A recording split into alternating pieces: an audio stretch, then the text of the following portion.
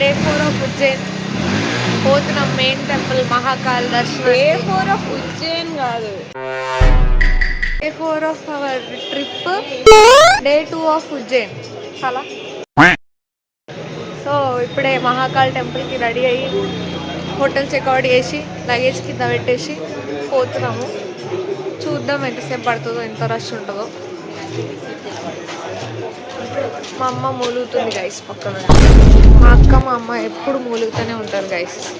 నేను ఇవాళ జిప్ చేసిన ఏమంటలేదు. అట్లానే అంటది మూలుగుతుంది పక్కన నుంచి. ఆకలి అవుతుంది గైస్. నిన్న ఏదేదో రాజస్థానీ థాలి అని పట్టుకోలేరు, అడింత పెట్టి వీళ్ళు ఇంత తిన్నారు, నేను ఇంత తిన్నా. ఇప్పుడేం తినడు ఇక దోక్లా గైస్. అంటే ఫస్ట్ టైం తింటున్నా అన్నమాట. ఏదో తేడాగా ఉందేంటి?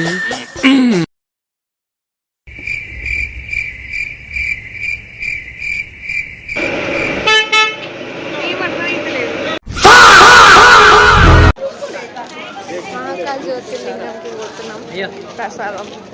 ఈ విగ్రహాలు శివ మహాపురాణంలోని శివలీలలను వివిధ రూపాలను వర్ణిస్తూ ఏర్పాటు చేసినవి. ఇవి భక్తులకు శివుని అపురూపమైన గాథలను తెలియచేస్తాయి. ఇది మహంకాళేశ్వర ఆలయ ప్రాంగణంలోని మరో అద్భుతమైన విగ్రహం.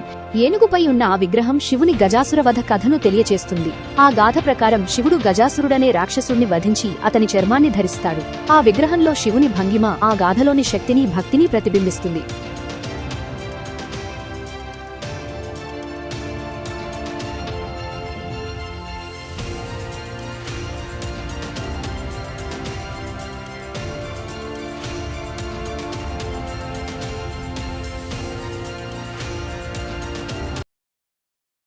దేవుని దర్శనమయ్యి బయటికొచ్చేసినము. అప్పటికి మధ్యాహ్నమైతుండే. అందుకే అన్నక్షేత్రం కాడికి పోయి ప్రసాదం, అన్నం తిందమని అటు నడుస్తున్నాము.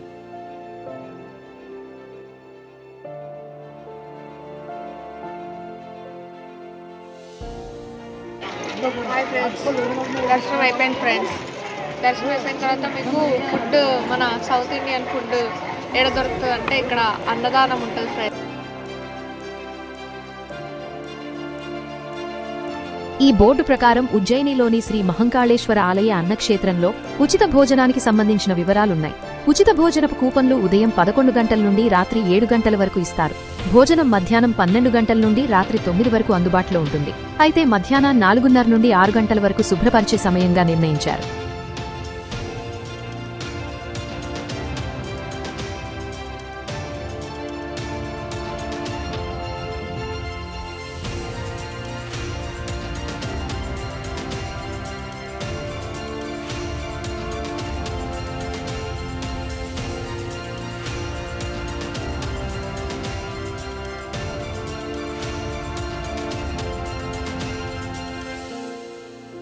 అసలు అదిరిపోయింది ఫ్రెండ్స్. ఫుడ్ ఎట్లుంటుందో తెలియదు కానీ లడ్డు వాసన.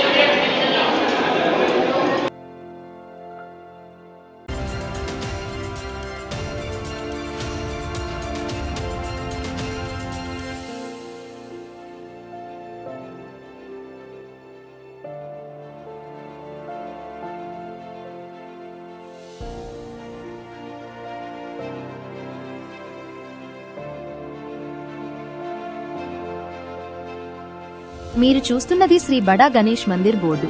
ఉజ్జయినిలోని మహాకాళేశ్వర ఆలయానికి అతి సమీపంలో ఉండే ఈ ఆలయంలో వినాయకుని భారీ విగ్రహం ఉంటుంది. ఈ విగ్రహం సుమారు 18 అడుగుల ఎత్తు, 10 అడుగుల వెడల్పుతో ఉంటుంది మరియు దీనిని ప్రత్యేకమైన పద్ధతిలో తయారు చేసినట్లు ఒక నమ్మకం. ఈ బడా గణేష్ విగ్రహం వెనుక పెద్ద కథే ఉంది. ఈ విగ్రహాన్ని తయారు చేయడానికి పవిత్ర పుణ్యక్షేత్రాలైన కాశీ, అయోధ్య, మధుర, అవంతికల నుండి మట్టిని ఉపయోగించారని చెప్తారు. అలాగే దీనిలో బంగారం, వెండి ఆనవాళ్లు కూడా ఉన్నాయని నమ్ముతారు. ఈ భారీ విగ్రహం ఉజ్జయినిలోని ఆధ్యాత్మికతకు ప్రతీక.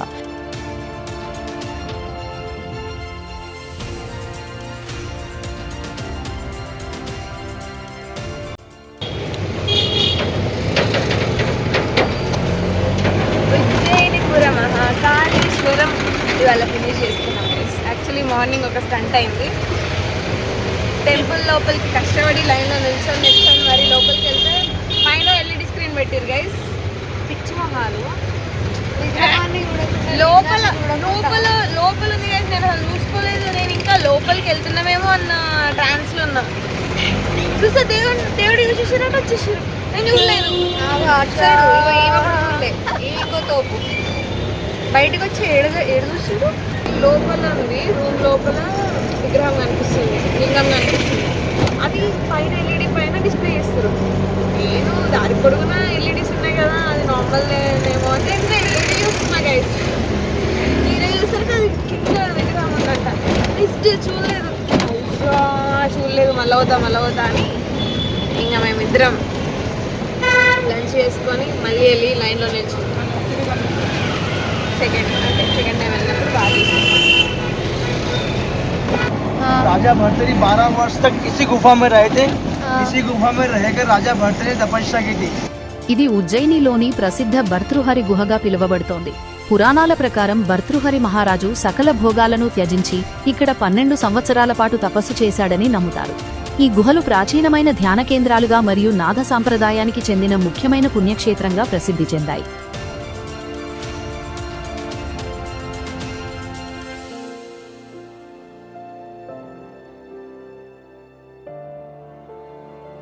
ఈ గుహల ప్రాంగణంలో భగవాన్ హనుమంతునితో పాటు నాథ సాంప్రదాయానికి చెందిన ముఖ్యమైన సాధువులు యోగులైన గోరక్షనాథుడు మరియు మత్స్యేంద్రనాథుల ప్రతిమలు లేదా చిత్రాలుంటాయి. ఈ యోగులు ఈ ప్రాంతంలో తపస్సు చేశారని మరియు ఈ స్థలం వారి ఆధ్యాత్మిక సాధనకు కేంద్రంగా ఉండేదని నమ్ముతారు. ఈ పోస్టర్ వివరాల ప్రకారంగా భర్తృహరి మహారాజు ఉజ్జయినిని పాలించిన చక్రవర్తి. ఆయన దిగ్గజరాజు విక్రమాదిత్యునికి అన్నయ్య. ఆయన ఎంతటి పరాక్రమశాలియో అంతే న్యాయపరుడు కూడా. భర్తృహరి మహారాజుకు తన భార్య రాణి పింగళపై అమితమైన ప్రేమ ఉండేది.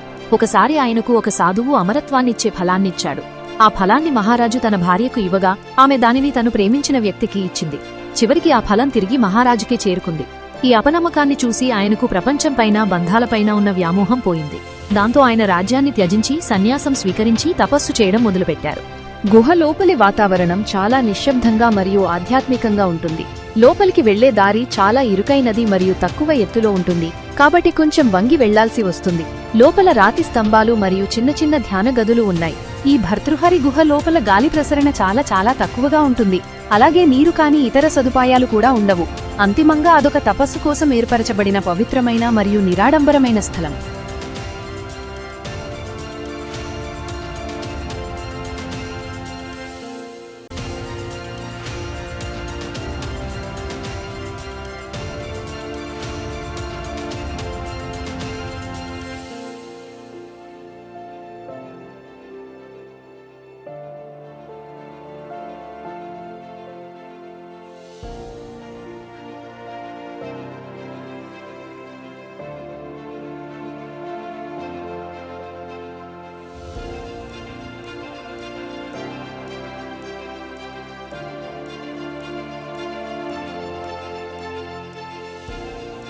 ఇప్పుడు తెరపై కనిపిస్తున్నది ప్రసిద్ధమైన మహర్షి సాందీపని ఆశ్రమం. ఇది ఉజ్జయినిలో ఉంది. పురాణాల ప్రకారం శ్రీకృష్ణుడు, బలరాముడు మరియు సుదాముడు ఈ ఆశ్రమంలోనే గురు సాందీపని వద్ద విద్యను అభ్యసించారు. ఈ స్థలానికి ఎంతో చారిత్రక మరియు పౌరాణిక ప్రాముఖ్యత ఉంది. సాందీపనికి సంబంధించిన ముఖ్యమైన కథలు చాలా ఉన్నాయి. ముఖ్యంగా శ్రీకృష్ణుడు, బలరాముడు మరియు సుదాముడు ఈ ఆశ్రమంలోనే తమ విద్యాభ్యాసాన్ని పూర్తి చేశారు. గురుదక్షిణగా వారు తమ గురువు యొక్క మరణించిన కుమారుని తిరిగి తెచ్చారు. అలాగే శ్రీకృష్ణుడు ఇక్కడి స్లేటుపై అంకెలను రాశాడని, అవి ఇప్పటికీ కనిపిస్తాయని నమ్ముతారు. ఆశ్రమంలోని గోమతీ కుండ్ కూడా చాలా పవిత్రమైనదిగా పరిగణించబడుతుంది.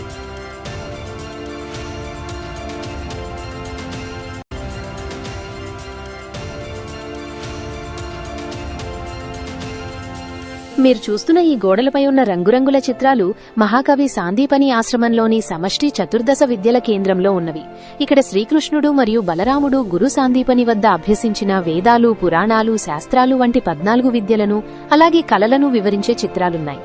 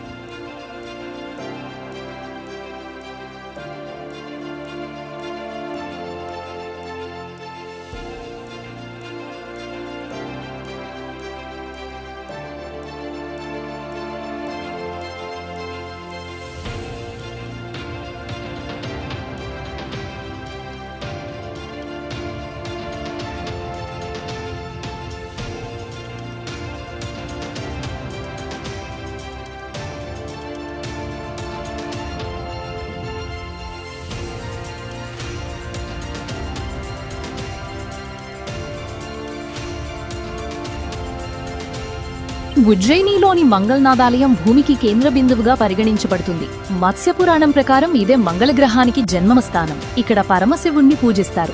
మంగళదోష నివారణకు ఈ ఆలయంలో ప్రత్యేక పూజలు నిర్వహిస్తారు. మంగళనాథుని ఆలయానికి సంబంధించిన మరొక పౌరాణిక కథ ప్రకారం సాక్షాత్తు పరమశివుడు ఇక్కడ అంధకాసురుడు అనే రాక్షసుడిని సంహరించినప్పుడు ఆ సమయంలో శివుడి శరీరం నుండి వెలువడిన చెమట భూమిపై పడిందట. అలా భూమి చీల్చుకుని మంగళగ్రహం ఆవిర్భవించిందని నమ్ముతారు. అందుకే ఈ ఆలయాన్ని మంగళగ్రహానికి జన్మస్థలంగా భావిస్తారు.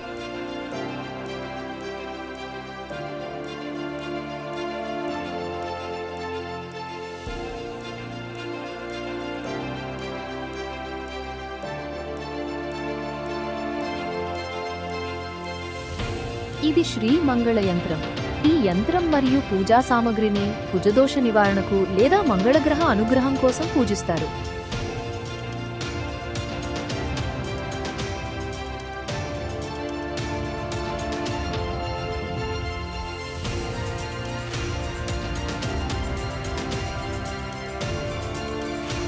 హిందూ పురాణాల ప్రకారం ఈ పొట్టేలు మంగళగ్రహం యొక్క వాహనం. హిందూ పురాణాలలో మంగళగ్రహాన్ని కుజుడు అని కూడా పిలుస్తారు మరియు ఈ పొట్టేలు అతని వాహనం. ఈ పొట్టేలు శక్తికి, సాహసానికి మరియు పోరాట పటిమకు ప్రతీక.